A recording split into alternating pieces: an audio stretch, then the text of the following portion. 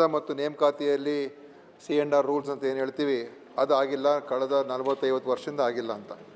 ಅದಕ್ಕೋಸ್ಕರ ಈಗ ನಾವು ಅದನ್ನು ಮಾಡುವಂಥ ಹಂತಕ್ಕೆ ತೊಗೊಂಡು ಬಂದಿದ್ದೇವೆ ಕಳೆದ 2 ವರ್ಷದಿಂದ. ಯಾಕಂದರೆ ನಮ್ಮಲ್ಲಿ 200 ಕ್ಯಾಡರ್ ಇರುವಂಥ ಇಲಾಖೆ, ಭಾಳಷ್ಟು ಕಾಂಪ್ಲಿಕೇಶನ್ಗಳಿದೆ. ಇಷ್ಟು ವರ್ಷ ಮಾಡದೇ ಇರತಕ್ಕಂಥದ್ದು, ಹೊಸ ಹುದ್ದೆಗಳ ಸೃಷ್ಟಿಯಾಗಿದೆ. ಅದೆಲ್ಲ ಕೂಡ ಗೌರ್ಮೆಂಟ್ ಆರ್ಡರ್ಗಳಿಂದ ಆಗ್ತಾಯಿತ್ತು. ಸೊ ಈಗ ನಾವೊಂದು C&R ರೂಲ್ಸನ್ನು ಮಾಡಿ DPRಗೂ ಕೂಡ ಕಳಿಸಿ ಅವರು ಮತ್ತೆ ಬೇರೆ ವಾಪಸ್ ನಮ್ಗೆ ಕಳಿಸಿದ್ದಾರೆ. ಈಗ ಪ್ರಿಪೇರ್ ಆಗ್ತಾಯಿದೆ. ಸೊ ಇನ್ನೊಂದು 2 ತಿಂಗಳಲ್ಲಿ ಕಳೆದ 40 ವರ್ಷದಿಂದ ಆಗದೇ ಇರತಕ್ಕಂಥ ಕೆಲಸವನ್ನು ನಾವು ಸರ್ಕಾರಕ್ಕೆ ಸಬ್ಮಿಟ್ ಮಾಡ್ತಾಯಿದ್ದೀವಿ. DPRಗೆ ಎಲ್ಲ ಚರ್ಚೆ ಮಾಡಿ ಅಂತಿಮ ಹಂತಕ್ಕೆ ಬಂದಿದೆ. ಅದೇ ರೀತಿ ತಾವು ಹೇಳಿದ್ರಿ ಈ ಜ್ಯೇಷ್ಠತಾ ಪಟ್ಟಿ, ಅದು ಕೂಡ ನಾವು group A B C D ಇದೆ. BCDದು ನಾವು ಜ್ಯೇಷ್ಠತಾ ಪಟ್ಟಿ ಮಾಡಾಗೋಯ್ತು. ಮತ್ತು ಗ್ರೂಪ್ ಎದು ಕೂಡ ಪ್ರಾವಿಷನಲ್ ಜ್ಯೇಷ್ಠತಾ ಪಟ್ಟಿ ಮಾಡಿದ್ದು, ಅದು 13 ವರ್ಷದಿಂದ ಆಗದೇ ಇರತಕ್ಕಂಥ ಪಟ್ಟಿ. ಅದನ್ನು ನಾವು ಪ್ರಾವಿಷನಲ್ ಜ್ಯೇಷ್ಠತಾ ಪಟ್ಟಿಯನ್ನು ಮಾಡಿದ್ದು. ಅದರಲ್ಲಿ ಸಾಕಷ್ಟು, ಯಾಕಂತ ಹೇಳಿದ್ರೆ ಮಾನ್ಯ ಸಭಾಪತಿಗಳೇ, ನಮ್ಮ ಇಲಾಖೆಯಲ್ಲಿ ಬೇರೆ ಬೇರೆ ಕಾರಣಗಳಿಂದ ಸರಿಯಾದ ಮಾಹಿತಿಗಳು, ಅವ್ರ ಸರ್ವಿಸ್ ಎಷ್ಟು ಮಾಡಿದ್ದಾರೆ, ರೂರಲ್ ಸರ್ವಿಸ್ ಎಷ್ಟು ಮಾಡಿದ್ದಾರೆ, ಅದೆಲ್ಲ ಕೂಡ ಮಾಹಿತಿಗಳ ಡೇಟಾನೇ ಇರಲಿಲ್ಲ. ಸೊ ಅದಕ್ಕೋಸ್ಕರ ನಮ್ಗೆ ಆ ಡೇಟಾ ತೊಗೊಳ್ಳೋದಕ್ಕೂ ಕೂಡ ಭಾಳ ಕಷ್ಟ ಆಯಿತು. ಮತ್ತು ಅದೆಲ್ಲ ಪತ್ತೆ ಹಚ್ಚಿ ಒಂದು ಹಂತಕ್ಕೆ ತೊಗೊಂಡು ಬಂದು ಪ್ರಾವಿಷನಲ್ ಲಿಸ್ಟನ್ನು ಮಾಡಿದು. ಅದ್ರ ಮೇಲೆ ತುಂಬ ಅಬ್ಜೆಕ್ಷನ್ಸ್ ಬಂತು. ಅದಕ್ಕೆ ಆ ಅಬ್ಜೆಕ್ಷನ್ಸ್ ಎಲ್ಲ ಹಿಯರ್ ಮಾಡಿ ಮತ್ತೊಂದು ಲಿಸ್ಟನ್ನು ಈಗ ತಾನೇ ನಾವು ಫೈನಲೈಸ್ ಮಾಡಿ ಬಿಡುಗಡೆ ಮಾಡಿದ್ದೀವಿ. ಅದ್ರ ಮೇಲೆ ಇನ್ನೇನಾದರೂ ಸಣ್ಣ ಪುಟ್ಟ ಸಮಸ್ಯೆಗಳಿದೆಯಾ ಅಂತ ನಾವು ಅದು ವೈದ್ಯಾಧಿಕಾರಿಗಳಿಗೆ ಹೇಳಿದ್ದೇವೆ, ನಿಮ್ಮಲ್ಲಿ ಏನಾದರೂ ಇದರಲ್ಲಿ ಗೊಂದಲ ಇದೆಯಾ ಇಲ್ವಾ ಅಂತ. ಅದಾಗಿದ್ದ ತಕ್ಷಣ ಜ್ಯೇಷ್ಠತಾ ಪಟ್ಟಿ ಆಲ್ಮೋಸ್ಟ್ ಅಂತಿಮ ಆದಂಗೆ ಅದು ನಾವು ಮಾಡ್ತೀವಿ. ಪ್ರತಿ ವರ್ಷ ಮಾಡಬೇಕು. ನೀವು ಹೇಳ್ದಂಗೆ 13 ವರ್ಷ ಮಾಡಿಲ್ಲ. ಯಾಕೆ ಮಾಡಿಲ್ಲ, ಏನು ಮಾಡಿಲ್ಲ, ಯಾರ ಕಾರಣ, ಅದಕ್ಕೆ ಅದ್ರ ಬಗ್ಗೆ ನಾನು ಹೋಗೋದಿಲ್ಲ. ಅದನ್ನು ನಾವು ಮಾಡಿದ್ದೀವಿ, ನಮ್ಮ ಸರ್ಕಾರ ನಾವು ಮಾಡಿದ್ದೇವೆ. ಅದಕ್ಕೋಸ್ಕರ ನಮ್ಮ ಏನು ನೌಕರರು ಹೇಳ್ತಾಯಿದ್ರು ಅದರ ಬಗ್ಗೆ. ಮತ್ತು ಪ್ರಮೋಷನ್ಸು ಮತ್ತು ಜ್ಯೇಷ್ಠತಾ ಪಟ್ಟಿ ಆದರೆ ಪ್ರಮೋಷನ್ಸ್ಗೂ ಕೂಡ ಅನುಕೂಲ ಆಗುವಂಥದ್ದೇ. ಮತ್ತು ಟ್ರಾನ್ಸ್ಫರ್ಸ್ ಹೇಳಿದ್ರೆ ವರ್ಗಾವಣೆ. ಈಗ ನಾವು ಕಳೆದ ವರ್ಷ ಪ್ರಥಮ ಭಾಳ ಅಂದರೆ ಕಾನೂನು ಆಗಿ ಇದುವರೆಗೂ ಕೂಡ ಕಾನೂನು ಇಂಪ್ಲಿಮೆಂಟೇ ಮಾಡಿರಲಿಲ್ಲ ಮಾನ್ಯ ಸಭಾಪತಿಗಳೇ ಪೂರ್ತಿ ಪ್ರಮಾಣದಲ್ಲಿ. ಅಂದರೆ ಕೌನ್ಸಿಲಿಂಗ್ ಮುಖಾಂತರ ಆಗಬೇಕು ಅಂತ ನಮ್ಮ ರಾಜ್ಯದಲ್ಲಿ ಈಗಾಗಲೇ ಕಾನೂನು ಇದೆ. 2000 ಬಹುಶಃ 17ನೇ ಇಸ್ವಿಯಲ್ಲಿ ಕಾನೂನು ಮಾಡಿದ್ರು. ಆದರೆ ಯಾರು ಇಂಪ್ಲಿಮೆಂಟ್ ಮಾಡೋಕ್ಕೆ ಹೋಗಲಿಲ್ಲ. ಎಲ್ಲ ಕೂಡ ಶಿಫಾರಸುಗಳ ಮೇಲೆ ಅವರವರ ಇಷ್ಟಾನುಸಾರ, ಇನ್ಫ್ಲೂಯೆನ್ಸ್ ಅನುಸಾರ ಮಾಡ್ಕೊಳ್ತಾಯಿದ್ರು. ಮತ್ತು ಬೇರೆ ಬೇರೆ ಕಾರಣಗಳು, ಮೆಡಿಕಲ್ ರೀಸನ್ಸು, ಇದೆಲ್ಲ ಬೇರೆ ಬೇರೆ ಕಾರಣಗಳಿಂದ ಮಾಡಿಸ್ಕೊಳ್ತಾಯಿದ್ರು. ಈಗ ನಾವು ಕಳೆದ ವರ್ಷ 5700 ವರ್ಗಾವಣೆಗಳು ಮಾಡಿದ್ವು ಕೌನ್ಸಿಲಿಂಗ್ ಮುಖಾಂತರ. ಅದು 1 ವರ್ಷ ಆಗಿದೆ. ಈಗ ಮತ್ತೆ ನೋಟಿಫೈ ಮಾಡಿದ್ದೀವಿ, ಈ ಬರೋ ತಿಂಗಳು ಕೌನ್ಸಿಲಿಂಗ್ ಮುಖಾಂತರ ಆಗುತ್ತೆ.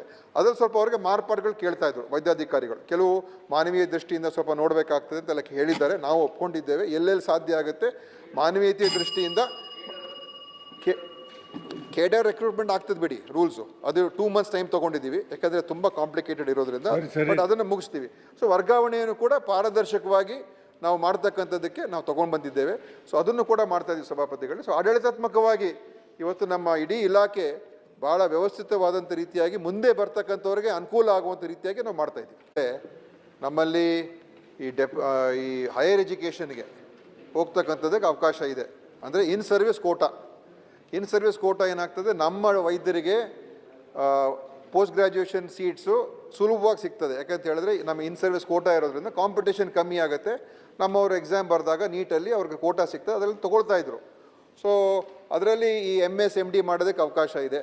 ಅದೇ ರೀತಿ ಪೋಸ್ಟ್ ಗ್ರ್ಯಾಜುಯೇಷನ್ ಈಕ್ವಿವೆಲೆಂಟ್ ಇರುವಂಥದ್ದು ನಮ್ಮ ಆಸ್ಪತ್ರೆಗಳು ಕೂಡ ಇದೆ. DNB ಕೋರ್ಸ್ ಅಂತ ಹೇಳ್ತೀವಿ, ಅದು ಕೂಡ PGನೇ. ಈಗ NMC ಗೈಡ್ಲೈನ್ಸ್ ಪ್ರಕಾರ ಈ DNB ಕೋರ್ಸು ಮತ್ತು MS MD ಎರಡೂ ಒಂದೇ, ಏನು ವ್ಯತ್ಯಾಸ ಇಲ್ಲ.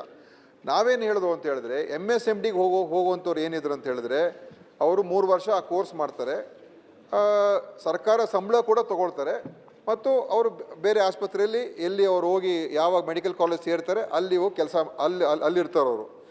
DNB ಕೋರ್ಸ್ ಮಾಡಿದ್ರೆ ನಮ್ಮ ಆಸ್ಪತ್ರೆಯಲ್ಲೇ ಇರ್ತಾರೆ. ಸೊ ನಾವು ಸಂಬಳನೂ ಕೂಡ ಕೊಡ್ತಾ ಇದೀವಿ, ಬಟ್ ನಮ್ಮ ಸರ್ವಿಸು ಕೂಡ ಸಿಗ್ತದೆ 3 ವರ್ಷ. ಸೊ ಇದನ್ನು ಮಾಡಿ MS MD ಬೇಡ ಅಂತ ನಾವು ಹೇಳ್ದು. MS MD ನಿಮ್ಮ ಸ್ವಂತ ಖರ್ಚಲ್ಲಿ ಹೋಗಿ ರೆಡಿಯಾಗಿದ್ದರೆ ನಿಮಗೆ ನಮ್ಮ ಇಲಾಖೆಗೆ ಬಂದಿರೋದ್ರಿಂದ ನಿಮಗೆ ಸೀಟ್ ಸಿಗ್ತಾ ಇದೆ, ನಿಮ್ಗೆ ಅವಕಾಶ ಸಿಗ್ತಾ ಇದೆ MS MD ಓದೋದಕ್ಕೆ. ಆದರೆ ನಾವು ನಿಮಗೆ ಸಂಬಳ ಕೊಡೋಕ್ಕೆ ಹೋಗಲ್ಲ, ಬಟ್ ಅವ್ರಿಗೆ ಇದು ಸಿಗ್ತದೆ, ಏನೋ ಸ್ಟೈಪೆಂಡ್ ಥರ ಅಮೌಂಟ್ ಕೊಡ್ತಾರೆ. ಸೊ ಅದನ್ನು ನೀವು ತೊಗೊಂಡು ಮಾಡಿ ಅಂತ ಹೇಳಿದ್ದು. ಅವರು ಅದಕ್ಕೆ ಒಪ್ಪಲಿಲ್ಲ. ಆಮೇಲೆ ನಾನು ಅದಕ್ಕೆ ಅವ್ರ ಜೊತೆ ಮಾತನಾಡಿ, ಆ್ಯಕ್ಚುಲಿ ಈಗ MS MDಗೂ ಮತ್ತು DNBಗೂ ಏನೂ ವ್ಯತ್ಯಾಸ ಇಲ್ಲ. Actually DNB is better. ಯಾಕಂದರೆ ನಮಗೆ ಕ್ಲಿನಿಕಲ್ ಎಕ್ಸ್ಪೀರಿಯನ್ಸ್ ಬೇಕು. ಈ ಟೀಚಿಂಗ್ ಮಾಡೋದಕ್ಕೆ ಅಕಾಡೆಮಿಕ್ ಪರ್ಪಸಸ್ಗೆ MS MD ಸ್ವಲ್ಪ ಇದಕ್ಕಿಂತ ಉತ್ತಮ ಅಂತ ಹೇಳ್ತಾರೆ. ಬಟ್ ನಮಗೆ ಟೀಚಿಂಗ್ ನಮಗೇನು ಬೇಕಾಗಿಲ್ಲ, ನಮಗೆ ಪ್ರಾಕ್ಟಿಕಲ್ ಕೆಲಸ ಮಾಡೋರು ಬೇಕಾಗಿತ್ತು. ಎನಿವೆ ನಾನು ಅದನ್ನು ಒಪ್ಕೊಂಡೆ ಮಾನ್ಯ ಸಭಾಪತಿಗಳೇ. ನಾವು ಅದನ್ನು ರಿವರ್ಸ್ ಮಾಡಿದ್ದೀವಿ. ಈಗ MSMD ಹೋಗೋದಕ್ಕೆ ವಿತ್ ಸ್ಯಾಲ್ರಿ ಹೋಗೋದಕ್ಕೆ 3 ವರ್ಷ ಅದಕ್ಕೆ ಒಪ್ಕೊಂಡಿದ್ದೀವಿ. ಇನ್ನೊಂದು ಏನು ಮುಖ್ಯವಾಗಿ ಅವ್ರ ಬೇಡಿಕೆ ಇತ್ತು ಅಂತ ಹೇಳಿದ್ರೆ, ನಾವು ಇದನ್ನು ತೊಗೊಳ್ಬಾರ್ದು ಅಂತ ಹೇಳೋದು, ಏನು ಇನ್ ಪೇಷೆಂಟ್ಗಳು ತೊಗೊಳ್ಬಾರ್ದು ನೀವು ಅಂತ. ಸೊ ಅದನ್ನು ಅಬ್ಜೆಕ್ಟ್ ಮಾಡಿದ್ರು. ಅದು ನಾವು ಅದಕ್ಕೆ ಒಪ್ಕೊಳ್ಳಿಲ್ಲ. ಯಾಕಂತ ಹೇಳಿದ್ರೆ, ನೀವು ಔಟ್ ಪೇಷೆಂಟ್ ಬೇಕಾದರೆ ಪ್ರೈವೇಟ್ ಪ್ರಾಕ್ಟೀಸಲ್ಲಿ ಔಟ್ ಪೇಷೆಂಟ್ ತೊಗೊಳ್ಳಿ, ಬಟ್ ಪ್ರೈವೇಟ್ ಪ್ರಾಕ್ಟೀಸಲ್ಲಿ ಇನ್ ಪೇಷೆಂಟ್ ತೊಗೋಬಾರ್ದು ಅಂತ ನಮ್ಮ ಒಂದು ತೀರ್ಮಾನ ಆಗಿತ್ತು. ಅದಕ್ಕೆ ಅವ್ರು ವಿರೋಧ ಮಾಡಿದ್ರು, ಬಟ್ ನಾವು ಅದಕ್ಕೆ ಒಪ್ಕೊಳ್ಳಿಲ್ಲ. ಯಾಕಂತ ಹೇಳಿದ್ರೆ, ಇನ್ ಪೇಷೆಂಟ್ ತೊಗೊಂಡ್ರೆ ಪ್ರೈವೇಟ್ ಪ್ರಾಕ್ಟೀಸ್ ಕಡೆ ಗಮನ ಹೆಚ್ಚಾಗ್ತದೆ, ಪಬ್ಲಿಕ್ ಪ್ರಾಕ್ಟೀಸ್ ಕಡೆ ಗಮನ ಕಮ್ಮಿ ಆಗ್ತದೆ. ಯಾಕಂದರೆ ಅಲ್ಲಿ ಪೇಷೆಂಟ್ಸ್ ಇರ್ತಾರೆ, ಅಲ್ಲಿ ಸರ್ಜರಿ ಮಾಡಬೇಕು, ಆಪ್ರೇಷನ್ ಥಿಯೇಟ್ರಿಗೆ ಹೋಗಬೇಕು, ಅಲ್ಲೆಲ್ಲ ಪ್ರೊಸೀಜರ್ಸ್ ಮಾಡಬೇಕು. ಅದಕ್ಕೋಸ್ಕರ ನಾವು ಅದಕ್ಕೆ ಒಪ್ಕೊಳ್ಳಿಲ್ಲ, ಇದಕ್ಕೆ ಒಪ್ಕೊಂಡಿದ್ದೀವಿ. ಅವ್ರು ಇತ್ಯರ್ಥ ಆಯಿತು. ಎಲ್ಲರೂ ಕೂಡ ಇವತ್ತು ಬಂದು ವಾಪಸ್ಸು ತಗೊಂಡಿದ್ದಾರೆ.